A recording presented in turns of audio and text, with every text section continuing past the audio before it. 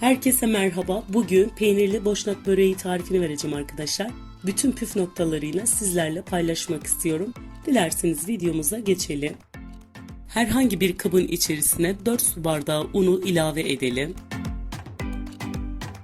Unun orta kısmını kenarlara verip içerisine 1 tatlı kaşığı tuz ilave edelim. İlk etapta 1 su bardağı suyu ilave edip hamuru yapmaya başlayalım.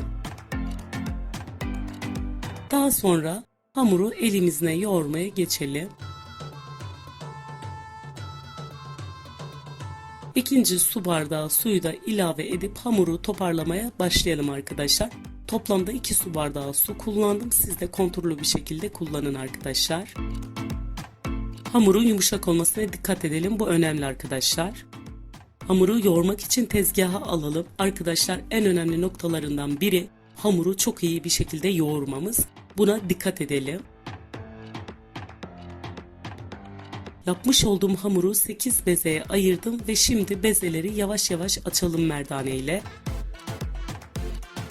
Açmış olduğumuz bu büyüklük yeterli olacak arkadaşlar ve kenara alalım, bütün bezeleri aynı şekilde açmaya devam edelim.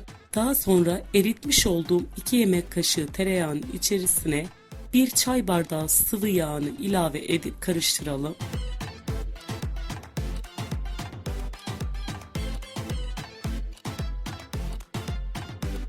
Açmış olduğumuz hamurları herhangi bir kabın içerisine alıp hazırlamış olduğumuz yağdan üzerine dökelim.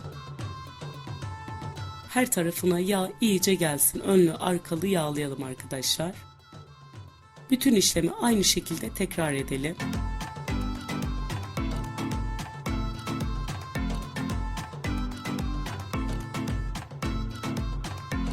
Bütün hamurları yağladıktan sonra kalan yağı da üzerine dökelim ve streç film çekelim üzerine. Yaklaşık olarak 1 saat dinlenmesini sağlayalım arkadaşlar. Dinlenmiş olan hamurlardan bir tanesini kenara alıp açmaya başlayalım. Kalanlarını da üzerini streçle kapatıp kenara alalım tekrar. Daha sonra elimizle yavaş yavaş açmaya başlayalım. Hamurun kıvamı oldukça yerinde arkadaşlar. Tabii ki açarken dikkat etmemiz gereken önemli noktalardan biri de parmak uçlarını kullanarak açın. İstediğiniz sonucu elde edersiniz. Verdiğim ölçüler dahilinde yaparsanız aynı sonucu siz de alacaksınız arkadaşlar. Gördüğünüz gibi hamur incecik açıldı arkadaşlar. Çok kolay ve basit bir börek hamuru. İnanın ki göründüğü gibi değil. Siz de bunu kolaylıkla yapabilirsiniz. Sadece tavsiye edeceğim şey arkadaşlar, hamurun bezelerini daha küçük alabilirsiniz. Size kolaylık olur.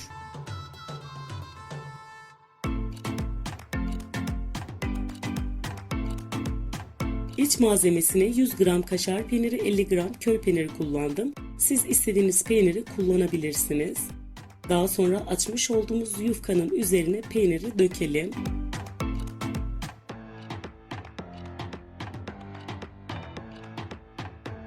Daha sonra üzerine yufkayı kapatıp sarmaya geçelim. Gördüğünüz gibi hamurumuz güzel bir şekilde sarıldı ve bütün işlemi aynı şekilde devam edip bütün hamurları açalım ve kenara alalım.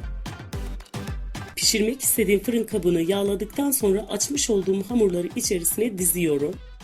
Siz isterseniz yuvarlak tepsi de kullanabilirsiniz arkadaşlar. Ben uzunlamasına dizmeyi tercih ettim.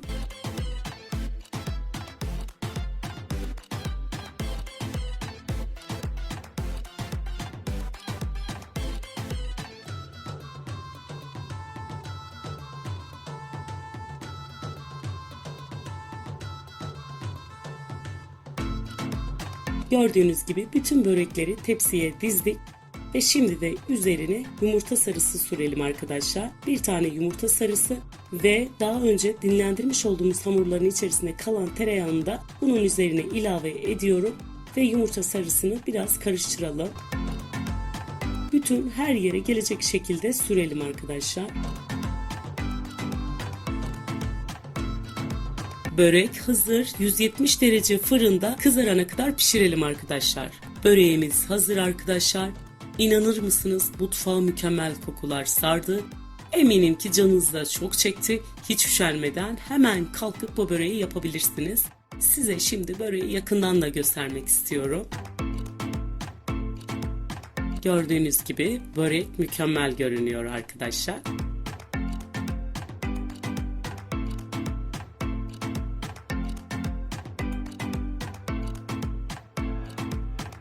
Şimdi elimle daha yakında da göstermek istiyorum. Arkadaşlar dışı çıtır, içi yumuşacık, incecik yufkalarla açılmış olan bu börek gerçekten mükemmel oldu.